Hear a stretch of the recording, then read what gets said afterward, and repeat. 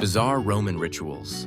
Yep, the ancient Romans had some traditions that make even the weirdest modern trends look tame. From blood-soaked ceremonies to festivals that turn society upside down, their rituals weren't just religious. They were full-blown spectacles of madness. So buckle up because you won't believe some of the stuff these toga-wearing legends got up to. Let's start with an augury, a fancy word for making life decisions based on bird watching. Imagine planning your career, your wedding, or even a war, all based on which direction a pigeon decided to fly. That's right. Roman priests, known as augurs, would study the flight patterns of birds to determine the will of the gods. If a flock flew left instead of right, boom, no war today. If an eagle showed up at your wedding, congrats, your marriage is God-approved. Seems like a lot of pressure to put on some unsuspecting pigeons, right? But it didn't stop there. Romans also looked at animal entrails for divine signs. A priest could literally say, "Sorry, that liver looks a little off. Maybe wait a few days before attacking that neighboring city." But wait, it gets even stranger. Romans believed in thunder augury, too. A sudden thunderclap? That's Jupiter himself chiming in. Plans canceled. Imagine explaining to your boss that you missed a deadline because the gods were a little moody today. Then we have Saturnalia, which was basically ancient Rome's version of the Purge, but with more wine. For a few days every December, social order flipped on its head. Slaves got to act like masters, and gambling was legal. Public drunkenness? Encouraged. Think of it as a chaotic holiday party where your boss had to bring you coffee. But don't get too excited. The fun ended, and the usual power structure snapped right back in place. Still, for a short time, Romans got a glimpse of what a society without rules looked like. Imagine the chaos of Black Friday. But instead of fighting over discounted TVs, you're just trying to avoid getting roped into an impromptu gladiator match in the streets. And speaking of gladiators, did you know that all funeral games were another bizarre tradition? When a wealthy Roman died, their family would sometimes host gladiatorial combat in their honor. Because nothing says rest in peace quite like two guys battling to the death in front of your tombstone. Now let's talk about the Taurobolium, a ritual that makes horror movies look tame. Want to get spiritually cleansed in ancient Rome? Easy. Stand in a pit while a bull gets sacrificed over you, showering you in fresh, warm blood. This wasn't just some fringe ritual.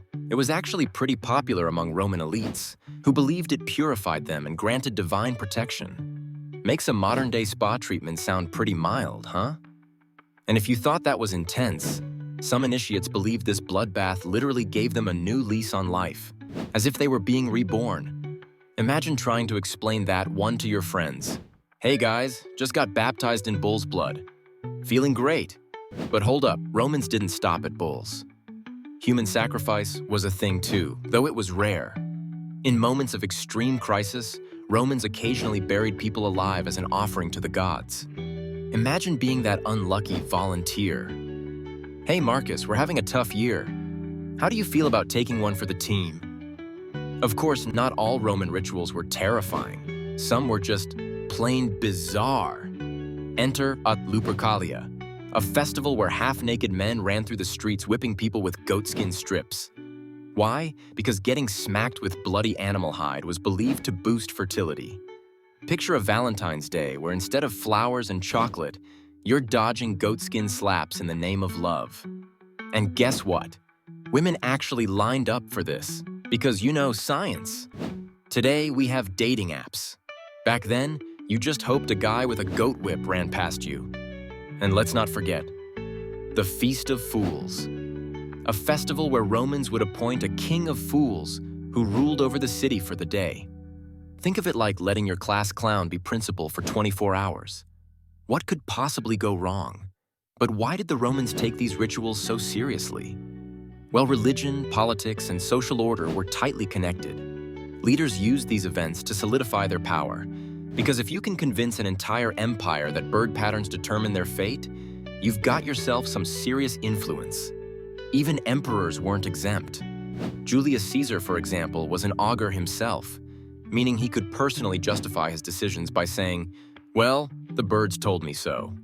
And don't even get me started on the off feast of the Bona Dea, a women-only festival where men were strictly forbidden.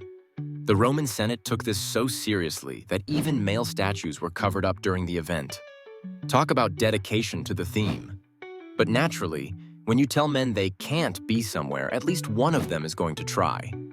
Enter Clodius Pulcher, who famously disguised himself as a woman to sneak into the festival, only to get caught and cause one of the biggest scandals in Roman history. Speaking of exclusivity, we have the Vestal Virgins, who were tasked with keeping the sacred flame of Rome burning. Sounds easy, right? Nope.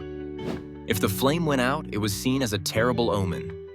And if one of these priestesses broke their vow of chastity, the punishment was being buried alive. No pressure, ladies. So, which one of these rituals blew your mind the most?